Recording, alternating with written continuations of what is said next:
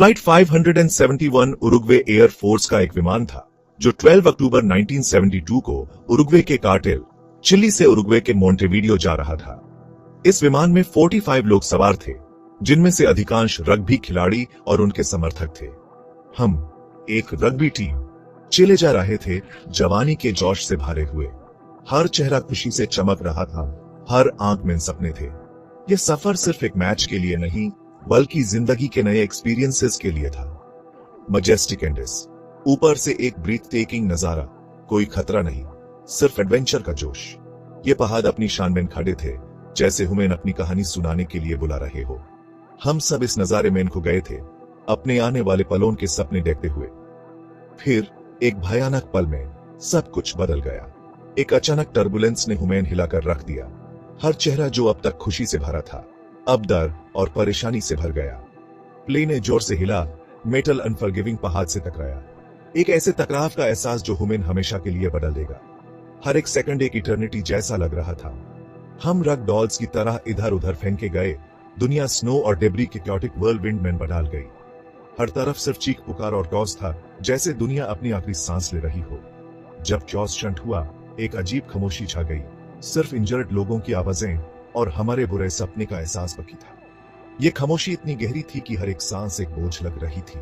तो ताटी हुई विंडोज के बाहर की दुनिया एक अंधी वाइट थी, फ्यूसेलेज मेटल और निराशा का एक मैंगलेट डोम। ये नजारा हमें याद दिलाता था कि हम कितने छोटे और असुरक्षित हैं। दार, रॉ और प्राइमल हम सबको जगता। यह दार सिर्फ मौत का नहीं, बल्कि अपनों को खोने का था। हर एक चेहरा इस प्राइमल फियर का दर्पण बन गया था। हमारे सपने टूट गए, हमारा फ्यूचर अनिश्चित। हर एक पल एक नए सवाल के साथ सामने आ रहा था और हमारे पास कोई जवाब नहीं था। ब्रेकेज और निराशा के बीच उम्मीद की एक किरण जग गई। हम जिंदा थे। ये उम्मीद में आगे बढ़ने का साहस दे रही थी। हम क्रैश से बच गए थे। यह एक चमत्कार था, एक नई जिंदगी का एहसास। लेकिन हमारी मुश्किल अभी शुरू हुई थी। ये सफर अब एक सर्वाइवल की कहानी बन गया था, जिसमें हर पल एक नई चुनौती थी। शुरुआती सादमा धीरे धीरे कम होने लगा और उसकी जगह हमारी सिचुएशन की दर्दनाक हकीकत ने ले ली। हम अंडेस माउंटेन्स के बेरेहम विल्डरनेस में फांसे हुए थे, इंजर्ड और बिल्कुल अकेले। काटने वाली ठंड हमारे पतले कब्जों से अंदर तक घुस रही थी, हमें हार्श एनवायरनमेंट की याद दिला रही थी। फ्यूसेलाज, जो हमारा इकलौता शेल्टर था, एलिमेंट्स से कम ही प्रोटेक्शन दे रहा था। खाना और पानी बहुत कम था और हर घंटा गुजारने के साथ हमारी उम्मीद भी कम हो रही थी।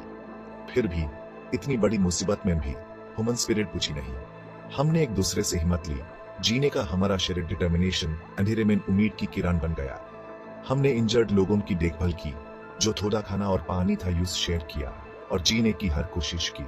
जीने की इच्छा, ऐसा लगता था, डर से ज्यादा पावरफुल थी, जो हमें निकालने की कोशिश कर रहा था। दिन रातों में बदलते गए। हर रात पिछली रात से ज्यादा ठंड और अनबेरेबल थी।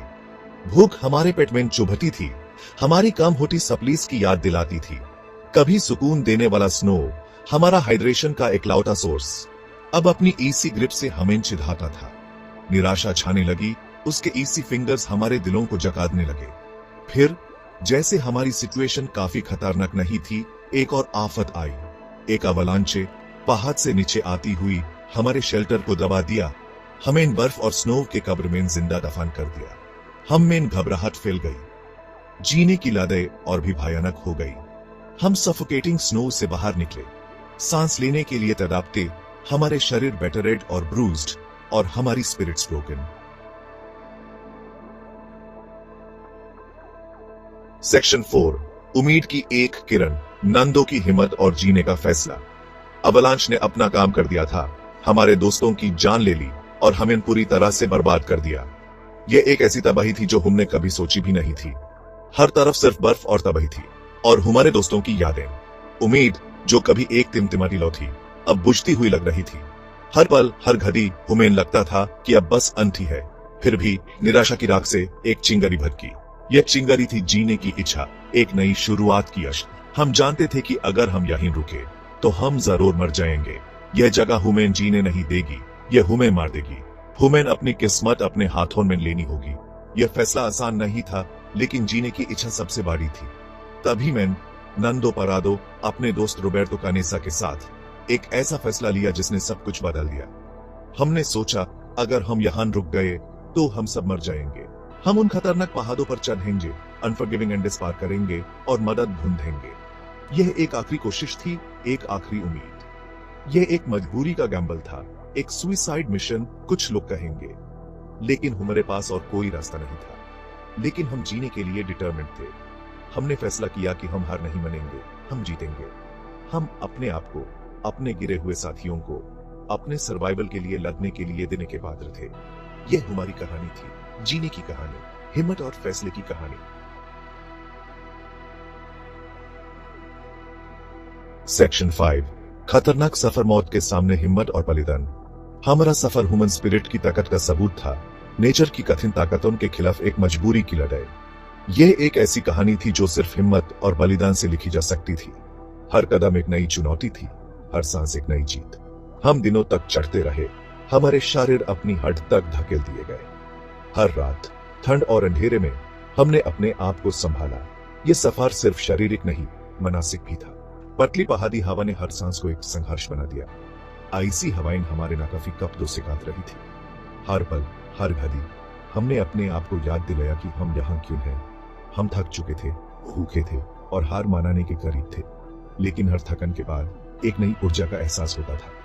ये ऊर्जा थी अपने सपनों को जीने की, अपने दोस्तों के साथ जीतने की। लेकिन हम इतना आगे आ चुके थे कि वापस नहीं जा सकते थे।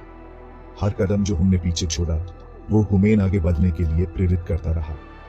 यह सफर सिर्फ एक मंजिल तक पहुंचने का नहीं, बल्कि अपने आप को पहचानने का भी था। हमने अपने दोस्तों की यादों से ताकत ली। उनके चेहरे हमारे दिमाग में बेस हुए थे। उनकी यादें हमें हर मुश्किल घड़ी में सहारा देती थी। यह यादें थी जो हमें जिंदा रखती थी। और फिर जब हमारी उम्मीद कम होने लगी, हम एक ऐसे नजारे से टकराए जिसने हमारे दिलों को खुशी से भर दिया। यह नजारा था एक नई शुरुआत का, एक नई उम्मीद का। एक छोटा सा स्ट्रीम, डेसोलेट लैंडस्केप में एक लाइफलाइन। ये स्ट्रीम सिर्फ पानी का नहीं, जीने की इच्छा का प्रतीक था। हर बूंद हमें जीने का नया जज्बा देती थी। यह एक निशानी थी, उम्मीद का एक सिंबल जिसने हमें चलते रहने के लिए प्रेरित किया, एक अनिश्चित फ्यूचर की तरफ आगे बढ़ा। ये सफर था हिम्मत, बलिदान और जीत का, जो हमेशा हमारे दिलों में जिंदा रहेगा। सेक्शन 6, आखिरकार बचाव, खुशी, राहत और दुनिया का ताजुब। ऐसा लगा जैसे एक इटर्निटी के बाद हम आखिरकार पहाड़ों से बाहर निकले।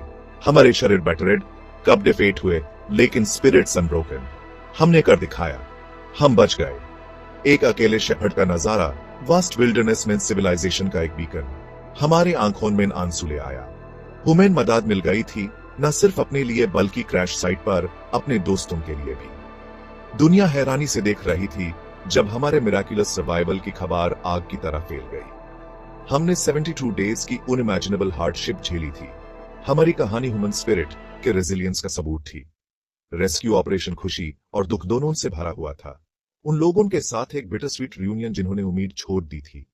हमने मौत को धोखा दिया था, लेकिन हमारे ऑर्डियल के निशान, फिजिकल और इमोशनल दोनों, हमारे साथ हमेशा रहेंगे। सेक्शन 7, एंडेस की लेगेसी, ह्यूमन स्पिरिट की ताकत का एक प्रतीक। फ्लाइट 571 की कहानी सिर्फ सर्वाइवल की कहानी नहीं है। यह उम्मीद की ताकत, टीम वर्क की इंपॉर्टेंस और ह्यूमन स्पिरिट की एक्स्ट्रॉर्डिनरी रेजिलियंस का प्रतीक है।